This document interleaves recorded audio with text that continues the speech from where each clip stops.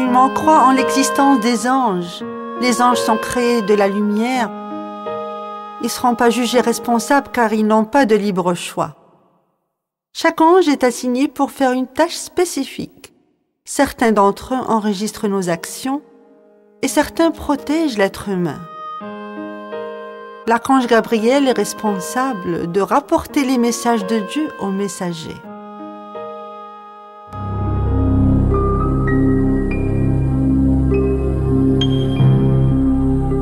Les musulmans croient en tous les livres d'Allah, comme les écrits d'Abraham, les psaumes de David, la Torah qui a été donnée à Moïse, l'évangile qui fut donné à Jésus-Christ, et le Coran qui fut envoyé à Mohammed.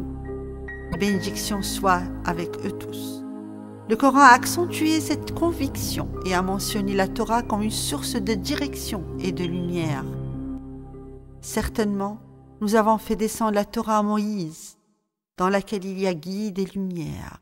C'est sur ces bases que les prophètes qui se sont soumis à Allah, ainsi que les rabbins et les docteurs jugent les affaires des Juifs.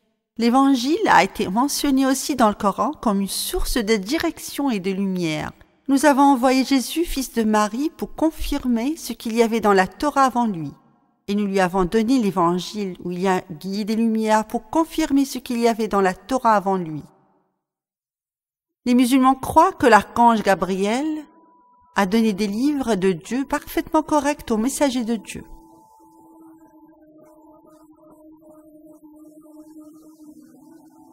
وقال موسى يا قوم إن كنتم آمنتم بالله فعليه توكلوا إن كنتم مسلمين. Les musulmans croient aux écritures divines originales et aux livres divins qui ont été révélés aux messagers d'Allah dans leur texte d'origine, mais quand l'homme a commencé à les traduire, la contribution humaine a ajouté son mot, ce qui n'est pas divin.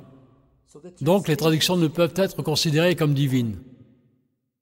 Ce qui veut dire que si une personne vous dit « Puis-je vous donner un Coran en français ?» corrige-le et dis-lui qu'il n'existe pas de Coran en français. Mais ce n'est qu'une traduction française du Coran. Le Coran est seulement le texte arabe. Et bien sûr, cela s'applique à tous les autres manuscrits. Le livre divin est le texte original sans sa traduction. Donc, aucune traduction ne peut être considérée comme divine. Le Coran est la dernière révélation de Dieu et la base principale de la foi et de la pratique de chaque musulman. Il traite de tous les sujets qui concernent l'humanité, ce qui inclut la sagesse, la doctrine, l'adoration et la loi. Il y a 2 thèmes de base dans le Coran. Le premier, la relation avec Allah, le créateur de ce monde et sa création. Le second, la relation avec les gens. Le Coran nous donne les grandes lignes d'une société équitable, une bonne conduite humaine et des principes économiques équitables.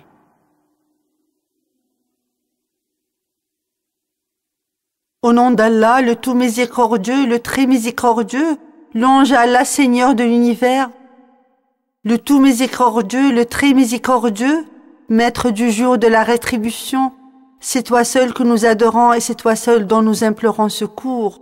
Guide-nous dans le droit chemin, le chemin de ceux que tu as comblés de tes faveurs, et non pas ceux qui ont encouru ta colère, et non pas ceux qui se sont égarés.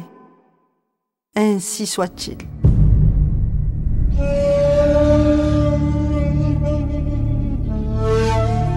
Pendant des années, je me suis demandé lorsque je voyais des gens s'entretuer.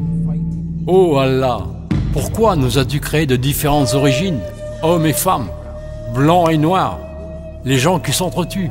Ça n'aurait pas été une meilleure idée de nous avoir tous créés du même milieu, du même sexe, parlant d'une seule langue, ayant la même couleur au lieu de s'entretuer? Et puis, j'ai trouvé la réponse à ma question dans le Coran.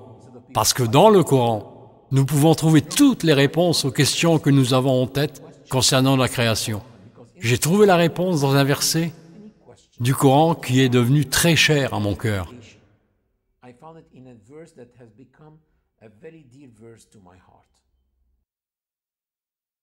Ô hommes, nous vous avons créé d'un mâle et d'une femelle. Et nous avons fait de vous des nations et des tribus, pour que vous connaissiez l'un l'autre. Ce verset est la réponse à ma question, parce que la diversité est une bénédiction. C'est une bénédiction que nous soyons différents.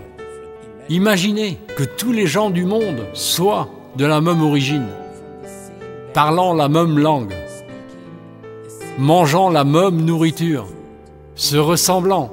Cette vie aurait été très monotone, sans aucune chance de se connaître ou de se découvrir. Bien sûr, beaucoup d'affaires n'auraient pas existé. Par exemple, le tourisme ou voyager, que voir, c'est un monde ennuyeux, mais c'est une bénédiction que nous soyons différents.